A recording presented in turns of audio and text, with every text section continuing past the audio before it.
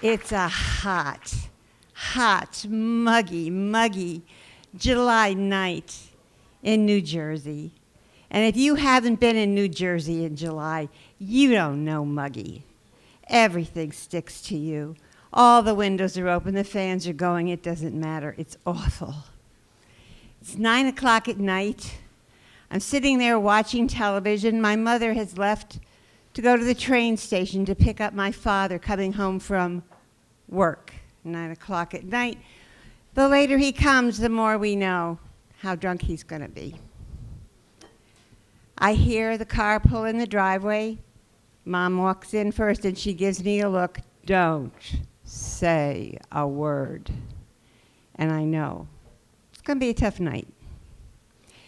Then the king of hell walks in the door, steaming, furious at who knows what. He's always angry. He gives me a look, and the look says, "You want to fight, baby?" I do fight with him a lot. I really do. But I know one thing, and that is, don't fight with a drunk. So I turn away from him, put my eyes back on the TV, and get back into Dragnet. I hear him go off in the bedroom, strip down to his underwear. Then he walks into the bathroom to take a piss. Then he strolls through the living room into the kitchen. I hear him make himself a gin and tonic with ice, of course. Pulls out of the refrigerator his supper plate that Mom's made for him, nice cold meal. And then, thank the good Lord, he heads for the back porch. Doesn't even turn the light on, closes the door, and Mom and I are so relieved because the other choice was for him to bring his plate into the living room to watch Dragnet with us and make the rest of the evening unbearably frightening.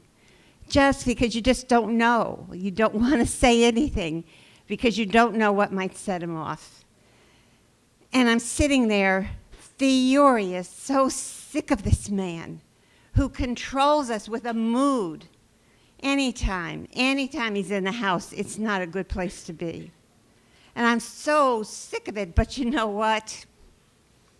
I've got a ring on my hand. I'm getting married. In September, Bob and I are getting married, and I'm getting the hell out of here. Getting ready for them to come.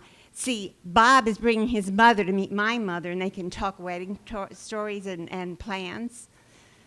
And their house is so nice. I mean, they've got a lovely split-level ranch on like 2 acres of land. They even have a pond, and everything is perfect in that house. Our house is usually not in very good shape, and it's just a little ranch and never looks very good. I've talked my mom into getting new drapes in the living room and in the dining room and the kitchen.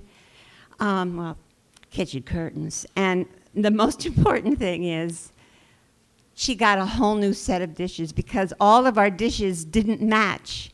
And I couldn't bear the thought of us sitting down to lunch with Bob and his mother and nobody had a plate that matched. So we've got a new set. So everything's okay. Well, Dragnet ends. I decide, I'm going to head for the bathroom. I go in, sit down, and I pop right back up. He's done it again, the son of a bitch. He feels he is so important, and every now and then, you never know when it's going to be, he shows us that he's so important that he doesn't have to lift the toilet seat if he wants to pee. We have to deal with it. And I've had it. I have had it. I am so enraged with him. He's going to hear about this now.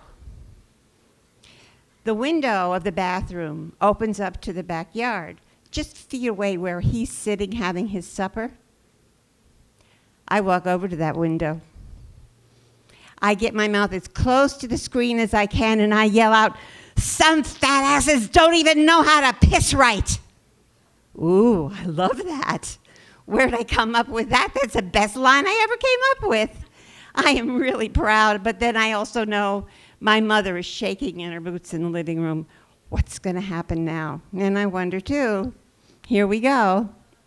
Doesn't take him long. I hear the door to the porch open. I hear him lift the lid on the garbage can and hurl his supper plate into the garbage can, splintering the plate into a million pieces. I want to yell out the window, there's 7 more where that came from, but I know better than that. So I just wait. What's he going to do now? That was his opening salvo. I hear the porch door open again. Then I hear him sit down. He's going to have a gin and tonic supper in the dark. I'm standing there saying, that's it?